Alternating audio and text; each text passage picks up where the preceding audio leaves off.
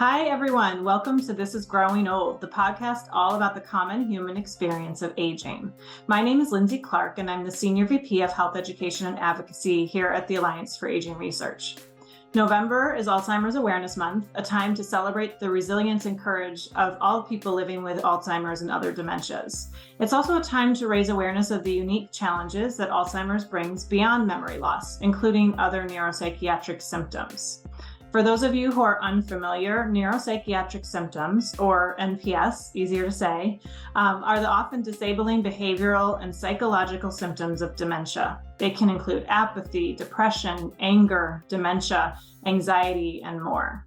Today, we're really fortunate to be joined by Terry Montgomery, a friend of the Alliance, a patient advocate, and someone who, after receiving a dementia diagnosis, has committed her voice to ensuring that Alzheimer's patients have access to treatments and care, and that there's a nurturing community for everyone. Terry, thank you so much for being here with us.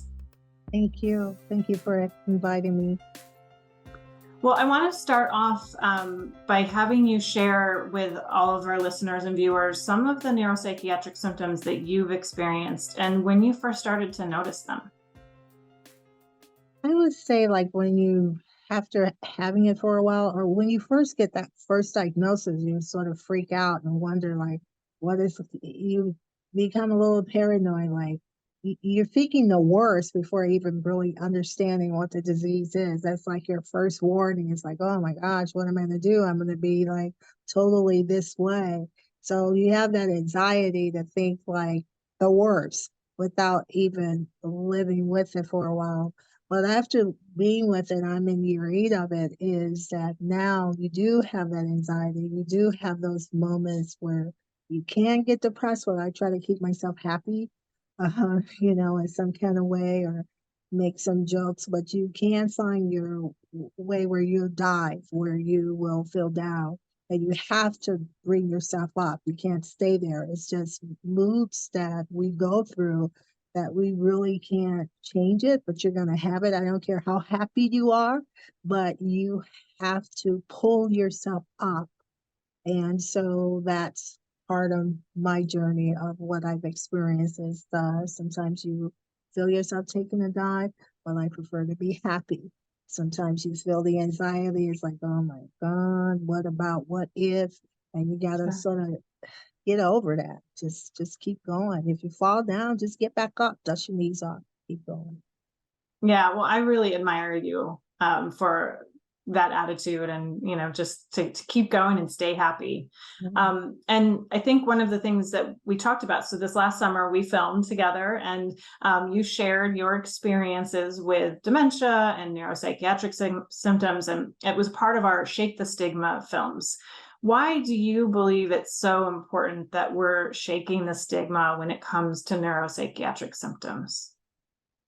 I am glad to see that happen because so many times, just having the disease is the stereotypes of how people view us. Some of us, before we had a diagnosis, probably never seen a psychiatrist. Some of us never really shared our life. But then once upon getting this diagnosis, you have to, people talk to you, or you go to your doctor and they talk to you, and you go to your neurologist every year to get analyze and things like that. But it's really important to for people not to say, oh, well, they have Alzheimer's, oh, they have dementia, they don't count. We don't count, but we do count. We do have emotional feelings. We do have those moments where some people need to tell us maybe you need to do something to release that stress or whatever. So just because we have what we have, don't mean that we don't get those out of the ordinary feelings that others will get, that we're feeling depressed, or we feeling rejected, or we feeling irritated, or we feeling mad because people look at us in a different light, and we just get frustrated and blow it. Me, myself, is whatever. Is just, talk through it, find something that we can do to calm ourselves, and not be embarrassed to talk about it. Yeah, and that's what we were really hoping to do with those films. And a previous film that we've done that really talks about what neuropsychiatric symptoms are. And they really are medical symptoms of Alzheimer's, just like memory loss and the cognition changes that I think a lot of people think about when they think about Alzheimer's and other dementias. So for people to understand what these symptoms look like, feel like, and that they are medical symptoms and that some of them can and should be treated. It's really important. And you mentioned talking with a psychiatrist. Why do you think people living with Alzheimer's should be talking with mental health professionals? And that's so interesting. I spoke to a psychiatrist for the first time last year, or was it even earlier at one of my employers where there was a lot going on. But in that scenario, you have all this frustration where you have things that you remember, you have things you no longer remember, you have things that are new to you, whether it's in your relationships with your children, as you're getting older, as you're moving through this disease. You get all of these things in your head, and you're like, oh, I'm feeling like I'm crazy. But you have to have someone that can talk to you and talk to you normal, not talk to you because you have dementia in some type of form and you have Alzheimer's, but talk to me for me, because you never know like what has happened in our lives. We could have had something that happened to us that wasn't so nice years ago in our life. And somehow we'll get stuck on something, or something will trigger us to go back where we're back afraid of something. And when you're noticing that you're staying upset or you staying irritated or you're losing patience, it's time to see somebody and see someone that won't judge you like, oh yeah, it's just your Alzheimer's, you're at that part of the disease. No, you want someone to talk to you and understand you, for you to share so they can give their evaluation of how we are. Just like may need some psychiatric evaluations or some psychiatric conversation to see what type of personality we have. And the only way that we can learn better to deal with ourselves is to talk to a professional. It's not embarrassing. It's not like somebody has to say, I got to see a shrink. It's a private thing. If you want to share that with someone to get someone else to go, good for you. And if you don't, it's your private secret. So I don't know. I just know having this disease has made me, I'm not afraid of anything. I'm really not. That Well, those and last days, yeah, well, it looks like that. that I think it's so great that you talk about how you benefited from talking to a mental health professional. And not only is it about talking, right, and having someone who can help you understand and address what you're going through, but oftentimes with symptoms like sleep disturbances or Right. getting agitated, there are certain symptoms that really can be treated and make things easier. So I think that's really important. You've touched on this a lot already, but your passion, your resilience, so inspiring. What keeps you going after receiving your diagnosis? Well, when my journey started, in 2015, it's like, okay, you have early onset Alzheimer's. Okay. And then that next year, before I even understood what that was, I had cancer back to back. And so when you had that, I'm like, well, if I have Alzheimer's now, yeah, yes, I just can't do that, because it's years to live, however long it takes for this to happen or that to happen. Yeah, I just learned to accept what happens to me and keep it moving. When I first had my Alzheimer's, and I really didn't understand what all of those steps were that you had to go through, and it just sounded horrible. And so when I got the cancer, I was like, I would rather die with the cancer than to go through all these steps with this Alzheimer's. That's how I thought at that time. But then my children told me, you've always been brave. You've always been bold. Like, what's the problem? Why would you just say, just let cancer do what it wants to do? But I had to really think on that because it was the shock of receiving a diagnosis of what Alzheimer's looked like. And then the next year you get what cancer looks like. And you're like, well, let me choose here. But I'm glad that I was able to have good doctors and have a good family and to listen and to not assume, but to fight. So if you can fight the Alzheimer's and you can fight the cancer, then if you're going to fight the cancer, then please get back on the other side and fight the Alzheimer's. So for me, it was just one of those things, I guess. It's the religious side. The mental part is like, just go for it. Just have faith. Just do what you got to do. Fight it. And so I've been fighting ever since. Well, and you are bold and brave and a fighter for your personal journey, but also for other people living with Alzheimer's. Why is patient advocacy so important to you? You've become a really fierce patient advocate. Why is it so important to you? It's important to me because whatever I experience, if it's not fair, I want to point that out. That to make it fair for all patients, don't categorize or associate all of us as being the same because we're not. We can sit there and talk to you, sing a song, do everything, sounds like we're perfect. But then if you see us 30 minutes or 3 hours later, you'll be like, huh? Because we go through different cycles in our brain. And all of us are different, where we may have score high in communicating and maybe score poor in congregating. You know, some people likes to be alone, but it's not good to be alone. But we all need that one-on-one time. But it's just beneficial. What was the question again? I'm sorry, because sometimes I could go off track. No, that's okay. It was really just, why is patient advocacy so important to you? And I think you touched on that, but if there's other points you want to share, please do.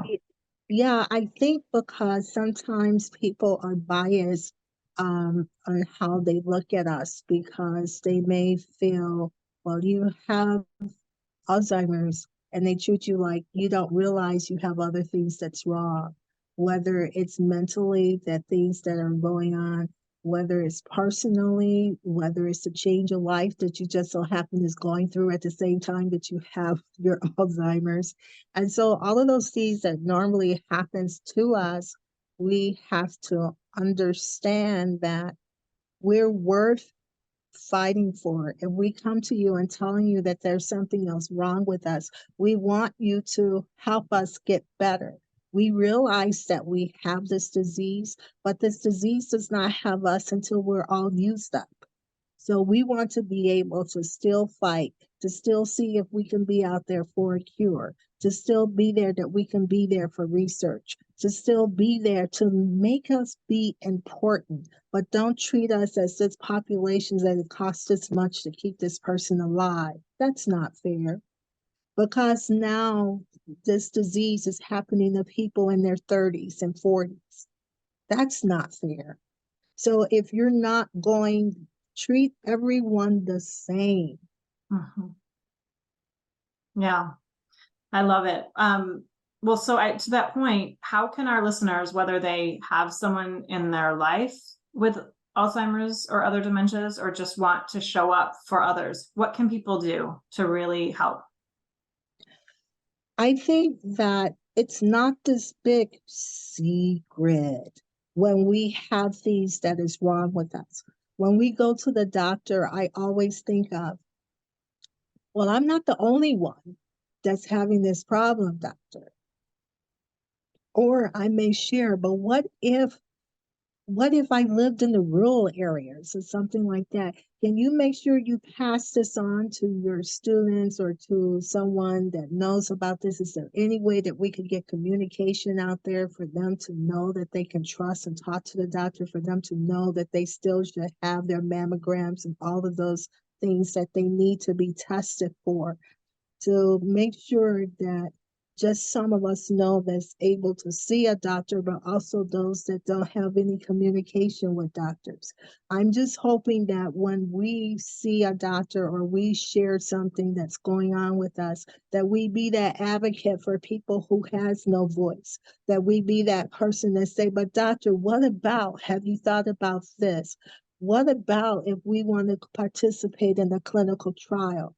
What about, to get more information out there for us and for others to know if you have this disease, find out as much as you can, talk as much as you can, prove as much as you can, ask why as much as you can. Don't just sit there and say, I got this disease and wait to die. No, start that clock and start living your life. Volunteer, ask questions. Why not? Do all of the things that is possible and take them by the hand and say, you have any more room for me? I'll help. What questions do you want answered? What questions you want to ask me? What about my neighbor? I'll bring in some of their questions since they have no insurance to go anywhere. Yeah. We start a partnership. We start whatever because it's a network to care for others too. Well, Terry, that was, I feel like, really good advice for people who are living with or living with someone with Alzheimer's, but basically for anyone with for any diagnosis. So I know that everyone listening will be really inspired. Before we wrap, we have two questions that we ask of everyone who comes on our podcast. And the first is, when you were little, what did you imagine that growing older would look like? Oh my goodness. See, for me, unfortunately, I was the only child on my mom's side. And I really didn't play too much, as a kid. I was doing like, you know, teenage stuff where kids, I really didn't have too much of a playtime as to what it would be like, to play, like to be a kid. But like if I say it now that I have what I have, as I progress, I focus more on being a kid because I did so many grown up things when I was a kid. When the other kids would be outside playing and stuff like that, I'm doing stuff, making a grocery list, going, getting things like that. And I was like 10 years old, 8 years old, between 8 and 12, doing things that most teens would do or adults would do. But that's how I was raised, unfortunately. But to so to answer the question, what was that question again? Well, you did know that really you're sort of being, living out your childhood fun right now, right? Yeah, and so now, like for someone to be older and how you would like to be a child, I having a ball of my life. I do whatever I want to do, whether it is change my hair. I don't have to ask permission. I just do it. And if it doesn't make sense to anyone, it makes sense to me. If I want to try out all the candies, even though I don't need sugar, even though I may want to go in and play double dutch, jump in with some kids, the grandkids. Oh, let me play with you. Play ball, learn to swim. I still haven't done that. I almost drowned twice. But I feel that on my journey that I think more of the fun things to do as a kid. My grandson had gave me this little bracelet that was like a lizard. I don't know what they call them, but they connect together like a little animal or something. And I was wearing that. I said, oh, thank you so much. It was like he gave me, $1 million. But it's just those fun things that you get to do with the kids and things that your songs, whatever, just have fun. And I don't mind how old I am. I just want to just have fun. Yeah, I love it. Well, Terry, it is just always a pleasure to talk with you and an honor to share your story. And I want people to go and watch your full film that we did earlier this summer. So people can go to agingresearch.org/NPS to see Terry's film and some other advocates' films, and learn more about what neuropsychiatric symptoms are, because I think that that's a lot of the battle here, right? Is having people even understand what those symptoms are. And so thank you, Terry, for joining us. Oh, thank you for the opportunity. Thank you so much. Our pleasure. And for everyone listening and watching us, thank you for joining us. If you are interested in listening to more of our This is Growing Old podcast, you can find us wherever you get your podcasts. Have a good one.